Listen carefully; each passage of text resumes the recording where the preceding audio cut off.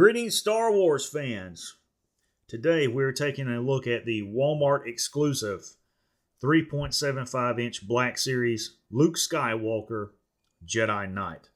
Luke is by far my favorite Star Wars character, as well as my favorite action figure of any assortment, but particularly the Black Series line. And I'm really excited about this figure.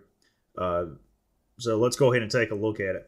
Now, I have it on a display base, which it does not come with. I highly recommend you buy those off of eBay if you don't have them, because without them, your figures are just going to fall over. And they really help in displaying the figures with different poses. This particular figure is a slight repaint of the Vintage Collection Luke Skywalker action figure, and maybe even a slight retool. He has 26 points of articulation.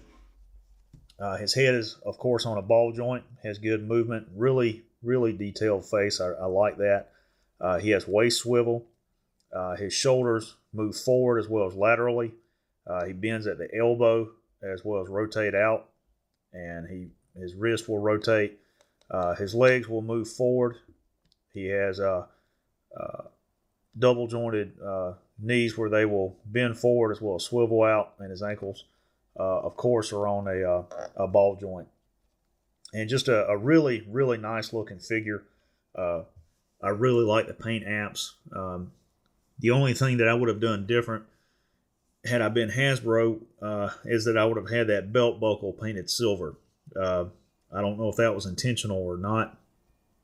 If you can see down at his toe of his boots, they even painted a scuff on there like dirt from the Rancor pit in Jabba's palace. So that's really neat. And I like the fact that his tabard on his Jedi tunic is a gray and not black. That's a really nice detail. His lightsaber is extremely detailed, and I really like the way it looks. And just a really cool figure.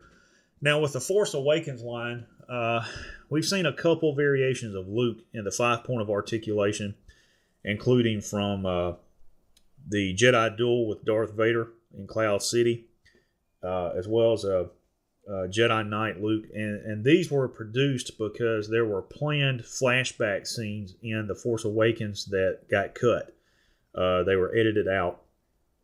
So they were not included in the film. I don't know if they're going to be included in the release of the DVDs or the Blu-ray. I know Target is going to have a exclusive 20 minutes on their DVD full of extra content that no other release is going to have.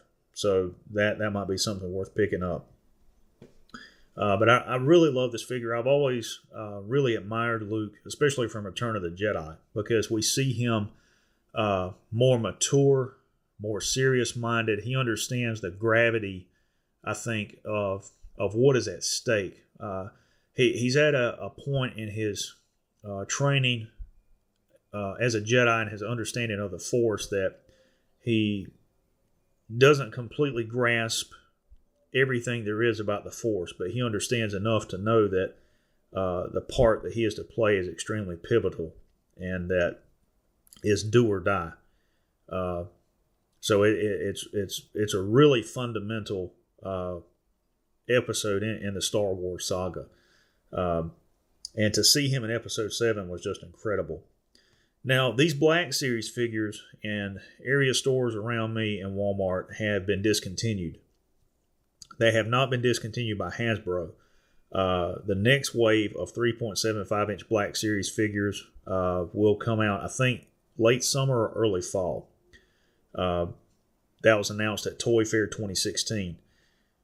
Now, for those of you who are looking for Jedi Master Luke Skywalker from Episode 7, that was also announced at Toy Fair. Hasbro did not announce that from the panel, but once they got on the showroom floor, there were a couple of official organizations like Jedi Business and guys like that that got to talk with the Hasbro reps. And the reps told them explicitly that both Luke and Leia would receive 3.75-inch and 6-inch figures.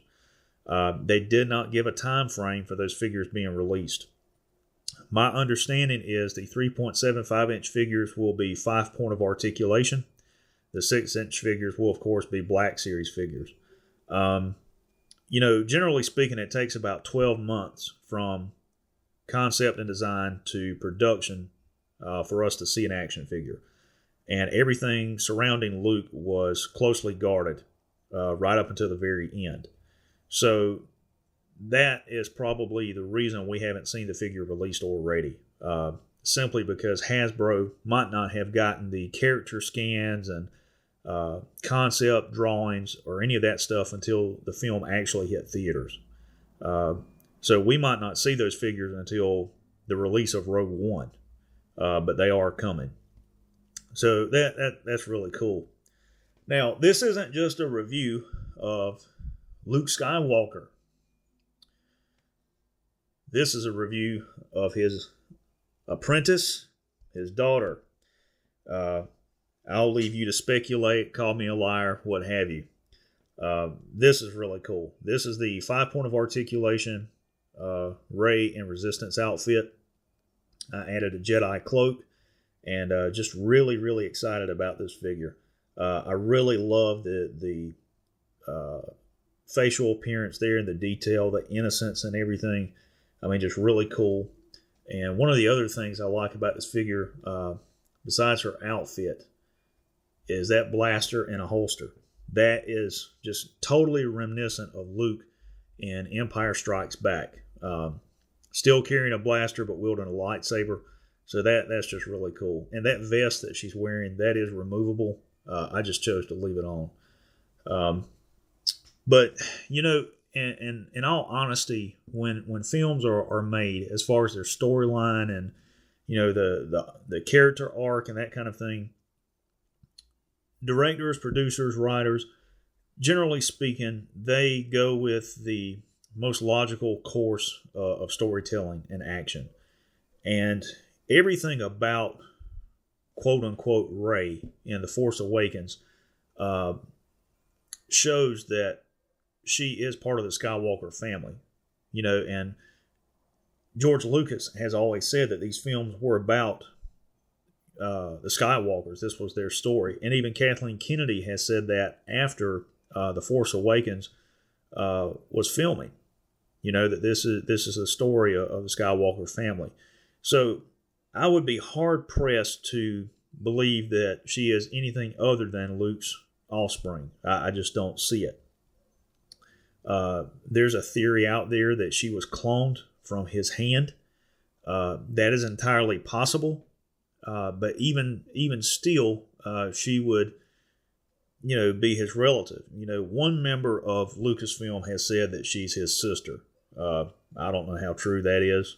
I'm not going for that. I really believe that she is his daughter, because someone has to carry on the legacy of the Force. And even though Disney has pretty much mothballed the expanded universe, we see in Episode 7 that they have continuously picked and pulled and chosen pieces out of the expanded universe to incorporate in their story for Episode 7, 8, and 9. And it's only logical to conclude what they're doing is they're rewriting the story of Jason and Jaina Solo. That's just totally obvious is what's going on between Rey and Kylo Ren. So that will be spelled out more clearly in Episode 8, and closure will be brought in Episode 9, I believe. I think we may even see Luke become one with the Force before this trilogy is over with. But I wanted to bring these figures out and show them to everyone. And if you don't have this figure of Rey, you really need to get it.